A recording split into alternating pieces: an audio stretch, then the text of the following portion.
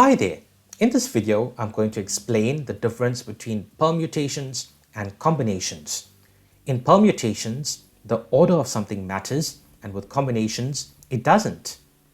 An easy way of understanding permutations is by looking at anagrams.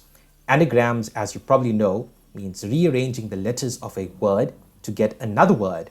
If you look at the word stop, there are several anagrams such as tops, post, pot, and spot.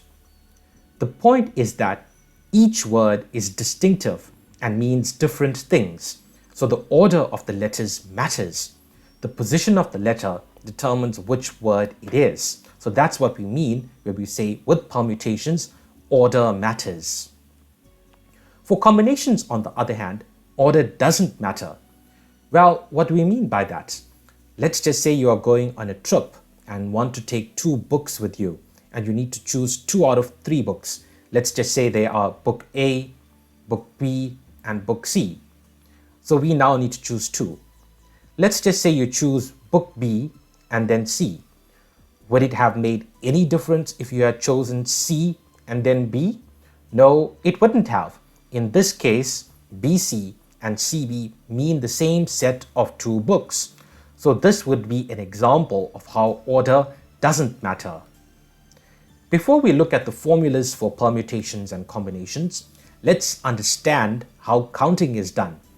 If we have 3 letters A, B, and C, we have 6 ways of rearranging them.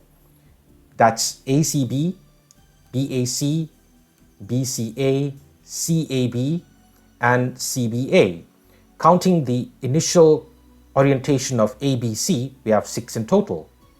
So instead of manually counting out these options in this manner, we can use simple multiplication. For the first letter, we have 3 options, A, B, and C. For each of those, we have 2 options. And for each of those, we have 1 option.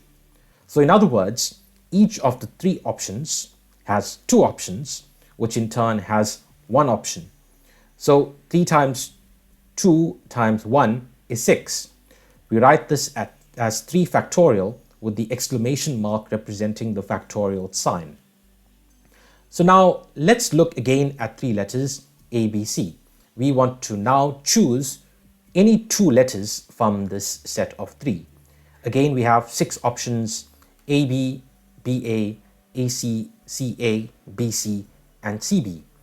However, we are making an assumption here that AB is different from BA. In other words, order matters. So we are talking about a permutation. So the right terminology to use is that there are 6 permutations. On the other hand, if we assume order doesn't matter and AB and BA are the same thing, then we would count AB and BA just once, and the same would apply to the other groups of letters. This would be the number of combinations, which we get by counting the ovals. This means there are 3 combinations. We get the number of combinations by dividing the number of permutations by the number of letters that we are selecting, or rather the factorial of the number of letters that we are selecting, which in this case is 2.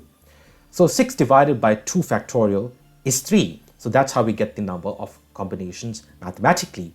Please keep this fact in mind, this fact of dividing the permutations by the factorial of the number of letters. We're going to need this fact just now when we get the general formula for all of this.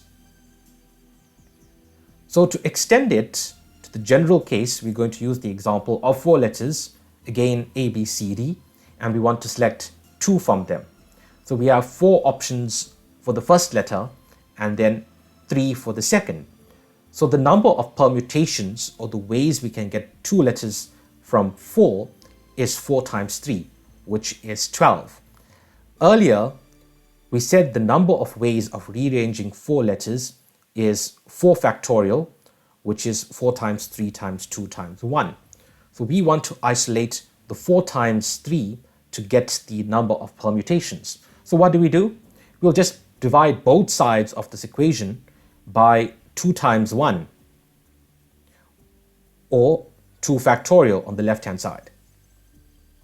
So the number of permutations is equal to 4 factorial divided by 2 factorial, which in general is equal to n factorial divided by n minus r factorial, where n is the total number of letters, which in this case is 4, and r is the number of letters that we are selecting out of that, which in this case is 2. So we have 4 factorial in the numerator divided by 4 minus 2 factorial, which in the denominator is just 2 factorial. So earlier, we said that to get the number of combinations, I'd asked you to remember this one fact. What we had to do was take the number of permutations, which we just saw to be n factorial divided by n minus r factorial, and divide it by the factorial of the number of letters that we are selecting. We said that the number of letters we are selecting, we gave it the letter r, we attributed the letter r to that. So to get the number of combinations, all we do is take this general formula and divide it by the factorial of that number. So this gives us the number of combinations of selecting 2 letters from a set of 4. And in general, the complete formula is n factorial divided by n minus r factorial times r factorial. So this is often written as 4 choose 2 or n choose r in the general case. So the rounded brackets here on either side means that we are doing a combination. So in this video, I hope that I was able to effectively explain the difference between permutations and combinations. So thank you very much for watching.